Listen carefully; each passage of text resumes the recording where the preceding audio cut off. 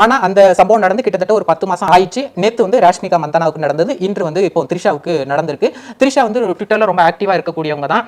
இந்த வீடியோவை அவங்க இன்னும் பார்த்திருக்க மாட்டாங்கன்னு நினைக்கிறேன். ஒருவேளை பார்த்திருந்தா நிச்சயமா அவங்க வந்து கண்டன குரல்களை நிச்சயமா ஏதாவது ஒரு இடத்துல பதிவு பண்ணுவாங்க அப்படின்னு நான் நம்புறேன். சரி, இது வந்து த்ரிஷாவை தாண்டி இப்போ நம்ம ரியல் லைஃபுக்கு நம்ம இங்க வருவோம்.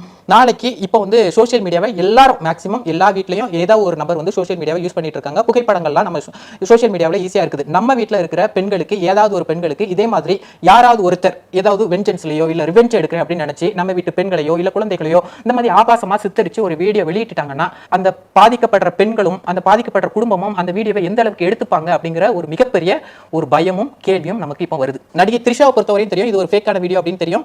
அதை பார்க்குற அவங்களோட ஃபேன்ஸுக்கும் தெரியும் இது ஃபேக்கான வீடியோ அப்படின்னு தெரியும். ஆனா ரியல் லைஃப்ல ஒரு சாதாரண குடும்பத்துல ஒரு பெண்ணோட புகைப்படத்தை இந்த மாதிரியான ஏஐ தொழில்நுட்பத்தை பயன்படுத்தி இந்த மாதிரி பண்ணிட்டாங்க அப்படின்னா அந்த பெண்ணோட எதிர்காலம் என்ன ஆகும், அந்த பெண் இந்த மாதிரியான விஷயங்களை எப்படி எடுத்துக்குவாங்க அப்படிங்கிற ஒரு மிகப்பெரிய ஒரு பயம் இருக்கு.